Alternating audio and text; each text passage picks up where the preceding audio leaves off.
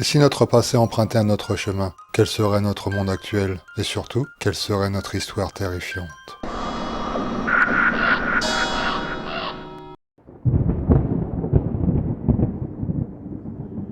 Il y a des jours où tout va mal. On s'interroge et on se demande où on a pu foirer.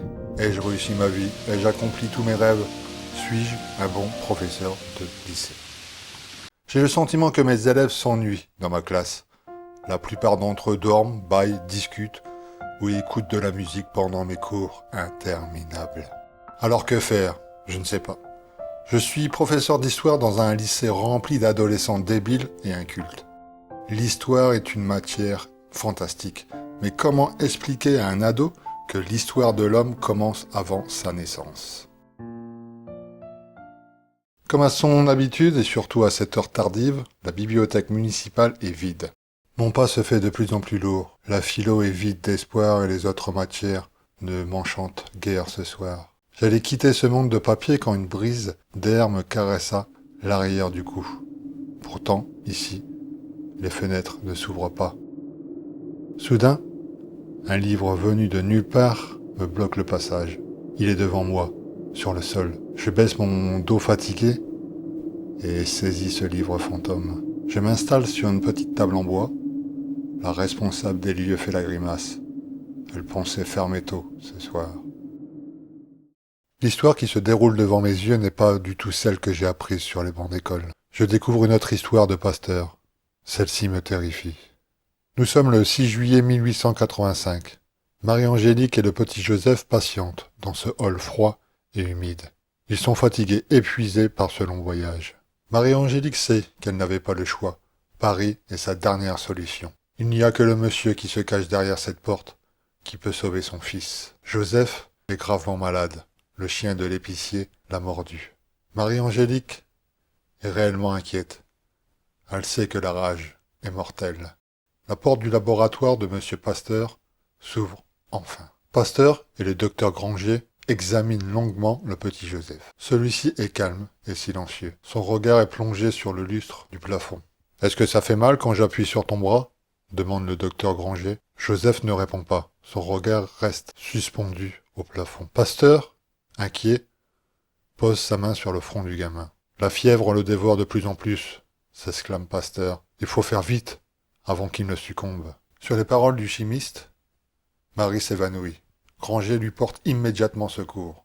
Pendant ce temps, les yeux du petit Joseph plongent froidement dans le regard de Pasteur.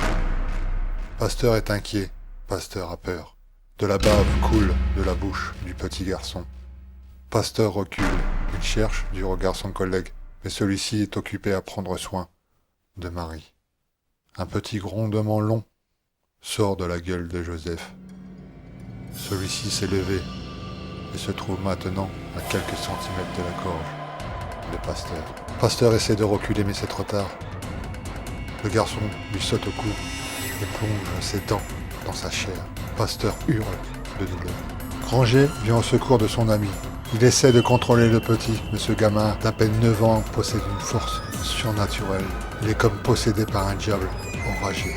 Granger appelle de l'aide. Son ami et collègue, le docteur Vulpian, saisit un petit revolver et le pointe sur Joseph. Joseph relève la gueule du coup de Pasteur.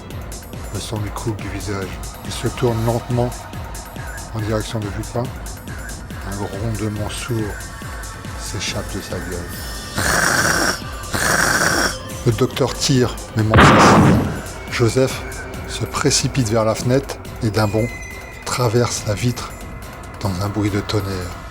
Pasteur est mort, Granger est blessé, le gamin l'a mordu 13 fois. L'enterrement de Pasteur s'est fait dans le plus grand secret.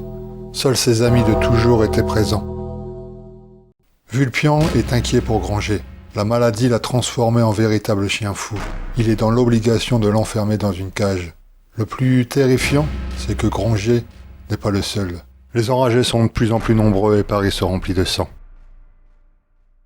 Je referme ce livre étrange et le dépose sur le bureau de la directrice. C'est à ce moment-là que je découvre son nom. Je n'en reviens pas. La directrice a le même patronyme que la mère de l'enragé. Je quitte cette bibliothèque et respire l'air frais De la nuit. Soudain, au bout de la rue, j'aperçois la directrice. De la bave sort de sa bouche. Derrière elle, des centaines d'enragés hurlent leur faim. L'histoire vient de changer. Pasteur a réellement foiré.